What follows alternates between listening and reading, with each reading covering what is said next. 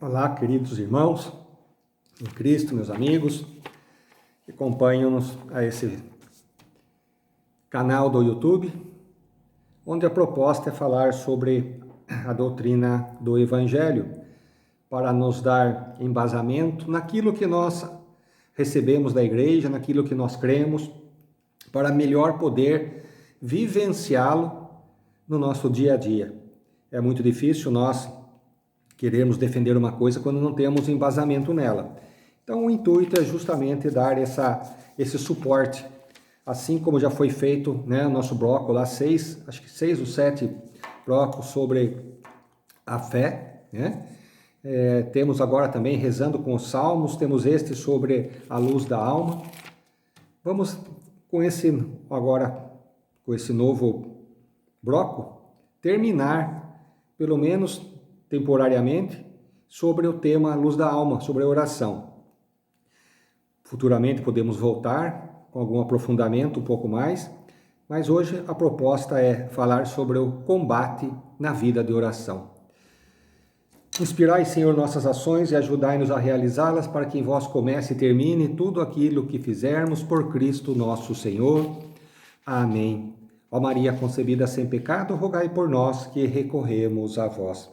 Bem, indo já direto para o assunto, sobre o combate na oração, nosso combate na vida espiritual, fazendo uso da oração, eu já começo falando sobre o livro de Jó, no capítulo 7, versículo 1, onde ele diz: não é acaso uma luta a vida do homem sobre a terra? E pego também mais uma passagem aqui em Atos dos Apóstolos. Após a passagem de Paulo com Barnabé e mais alguns discípulos lá pela Turquia, em algumas cidades lá, onde eles foram aclamados no início como deuses, depois foram perseguidos, tanto que foram apedrejados. Paulo foi apedrejado e dado até como morto. Aí os discípulos dele arrastaram ele para fora da cidade, inclusive Barnabé, levantaram e partiram para uma outra cidade, chamada Derbe, ali perto ali. Assim como também na cidade de Antioquia, por perto. O que eles fizeram? Eles voltavam, confirmando as almas dos discípulos e exortavam-nos a perseverar na fé. Olha só, dizendo que é necessário entrarmos no reino de Deus por meio de muitas tribulações. Quem quiser ler melhor esse trecho, está lá no Atos dos Apóstolos, capítulo 14, versículo 22. Eu li um pouquinho também antes, né? Para dar a introdução. Então, meus irmãos, nós vemos aquele desafio da vida cristã, né? Nós vivemos aqui de passagem nessa vida e sabemos que sem combate ninguém pode vencer nada. Para se vencer uma luta tem que se combater. E a oração é a força que alimenta a nossa fé para essa luta. Muito bem. Aí nós podemos ficar assim desanimados por causa de tudo isso. Porque às vezes nós pensávamos, puxa vida, mas eu rezo, eu busco os sacramentos da igreja, eu faço minhas novenas. Por que essas tribulações na minha vida? Por que essas dificuldades na minha vida? Meus irmãos, sempre vou deixar de cansar de repetir isso, porque quanto mais se repete, mais a gente grava. A vida do homem sobre a terra é um constante desafio, como diz uma luta, como diz Jó. E isso em tantas outras passagens bíblicas também. Se nós olharmos a história dos santos da igreja, nós vamos ver que não houve santo que teve vida fácil. Todos eles passaram por perseguições, tribulações, humilhações.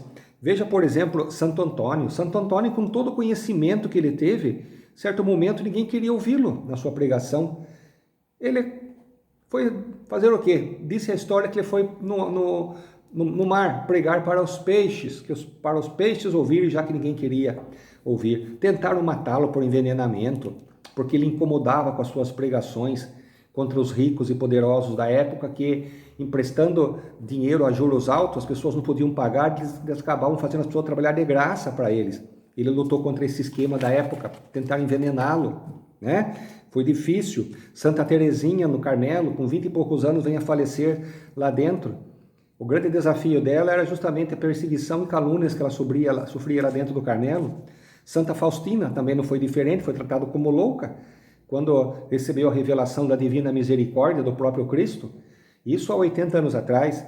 No início nem a igreja aceitou, foi para Roma, não foi aceito a declaração dela, mandaram proibir o diário dela. Aí houve um bispo na época, um cardeal, que começou a pesquisar melhor e foi indo e conseguiu fazer com que ela entrasse no processo de canonização. Esse bispo, depois do cardeal, foi Karol Wojtyła.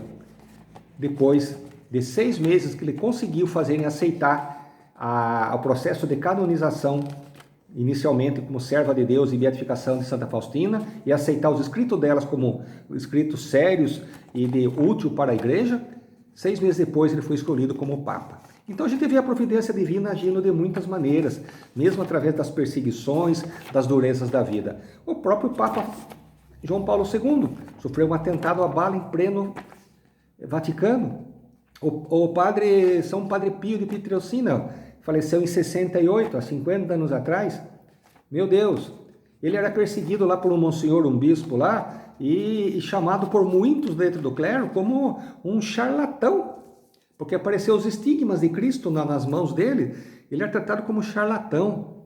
Toda a santidade de vida que ele teve, né? O próprio padre, que é o patrono dos padres, São João Maria Vianney. Meu Deus, quanta calúnia, quanta maledicência feita contra eles. Enfim, meus queridos, é a vida dos santos e é a vida de todo cristão. É um combate constante que nós conseguimos nos sustentar através de uma vida de oração. Para falar sobre oração, que tudo nós conseguimos com ela, para quem tem proximidade com a Sagrada Escritura, meu Deus, está tudo ali. O próprio Cristo, né? As suas promessas, buscai e acharei, peça e vos será dado. Né? A oração, São Paulo fala, orai sem cessar, torno de santo e dai graças a Deus. Será que essas pessoas, os apóstolos, inspirados pelo Espírito Santo, estavam mentindo? Será que Cristo nos mentiu? Quando pediu para os apóstolos, né, para rezarem sempre, sem parar, porque o Espírito é forte, mas a carne é fraca. Ou seja, a nossa formação psíquica, mental, é fraca. Então, meus irmãos, as promessas estão lá. Temos que fazer uso dela. Antes, com todos esses outros quadros que nós fizemos antes desse, as apresentações, começar a exercitar e pôr em prática. Não é verdade? Até porque, olhem só o que diz aqui no Diário de Santa Faustina, lá no parágrafo 146. Vai dizer assim no finalzinho do parágrafo. Vamos começar pelo primeiro ali, 146. É pela oração que a alma se arma para toda espécie de combate. Em qualquer estado que se encontre, a alma deve rezar, na alegria, na tristeza, na bonança, como na mendicância.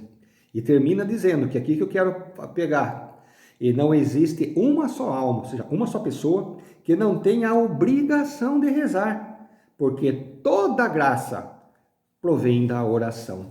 É um livro autorizado pelo magistério da igreja. Então, meus irmãos, toda graça que você quer alcançar para você, para o seu filho, né? Para nós, nossa família, para a nossa comunidade, para o nosso país, para o mundo. Sim, a oração tem esse poder de rezar. Não foi rezado agora, dias atrás, que o Papa pediu para fazermos um momento de oração no mundo todo, um certo horário, pedindo o fim dessa pandemia do coronavírus? Então a oração, meus irmãos, é este perfume, esse incenso agradável que sobe aos céus.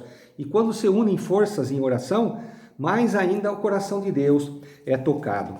Portanto, não tem graça na sua vida que você deseja que não seja através da oração. Então vamos exercitar bem, né, esse meio que Deus nos deixou. Porque os próprios apóstolos perguntaram para Jesus, lembra? Como que o Senhor, como ensina-nos a rezar? Né? Como que faço para rezar? Jesus ensinou eles a pedir as coisas importantes. O reino de Deus, a vontade de Deus, sobre o perdão, livrar-nos do mal. São as coisas essenciais. Né? Agora tem pessoas que rezam só para poder subir na vida, para poder... O essencial todos temos que ter. Mas tem gente que nunca está contente com o que tem. Deus não vai dar atenção para coisas desse tipo, não é verdade? Então nós vimos que a oração alcança tudo. Portanto, a oração de intercessão, ela é essencial na nossa vida. Devemos primeiramente rezar por nós. Por nós, por nossas famílias, pelos próximos. E depois rezar também por todos, pelos vivos e pelos mortos. Sim, rezar também por aqueles que já partiram dessa vida, que estão na purificação para ir em direção a Deus.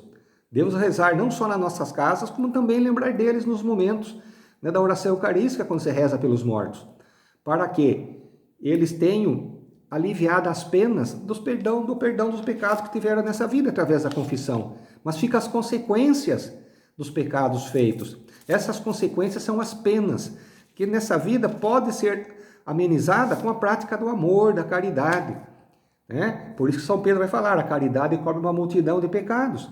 Mas enquanto isso não acontece na nossa vida, a vida não nos permitiu tudo isso, é no purgatório que nós vamos ter que pagar as consequências, são as penas dos pecados que nós fizemos. Né?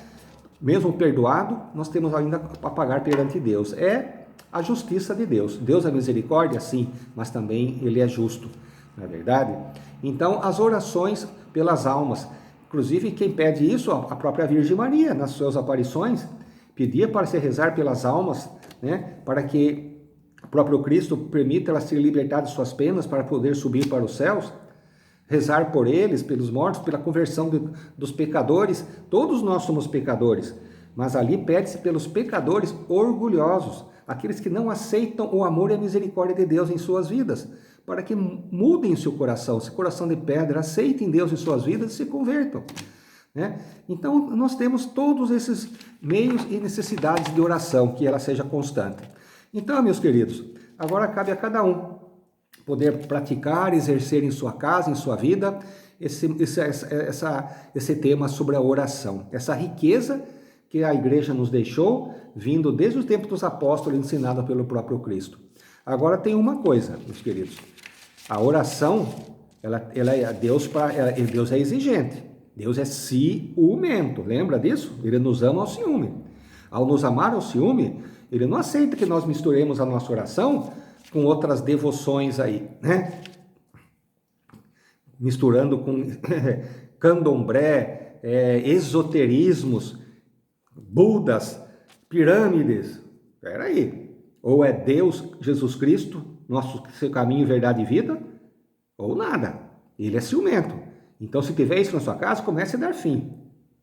Comece a dar fim, tá? Ah, mas é só decoração. Menos mal. Mas se você tem aquela preocupação de deixar aquela peça no local de destaque para poder dar sorte, aí já não é só decoração, não. Reveja um pouco os seus conceitos, tá bom? Então, meus queridos, estamos encerrando, então, esse bloco sobre oração, né? É a luz da alma. Eu vou encerrar com um ensinamento de uma santa da igreja, mestra e doutora, que eu já citei outras vezes, né? Que eu gosto muito dela, leio muita coisa sobre ela. Santa Teresa d'Ávila, não Santa Terezinha, Santa Teresa d'Ávila. Em 2015, comemorou-se 500 anos do nascimento dela. Muitos devem conhecer esse ensinamento dela, mas eu vou reforçar aqui. Escutem bem e levem isso pela vida. Sobre o combate na oração. Nada te perturbe, nada te amedronte, Tudo passa. Só Deus não muda. A paciência tudo alcança. A quem tem Deus, nada falta. Só Deus basta. Santa Teresa d'Ávila. E assim, meus irmãos, encerramos esse bloco sobre a luz da alma. Vou abrir um outro bloco em breve, acompanhando junto sobre orando com os salmos. Estou escolhendo ainda os temas para ser abordados, mas provavelmente vai ser um tema bastante interessante. Muitos vão gostar, vou deixar um pouco em suspenso aí, tá? Vocês vão seguindo aí pelo nosso canal do YouTube. E assim, meus irmãos, eu desejo a todos realmente uma perseverança na vida de oração.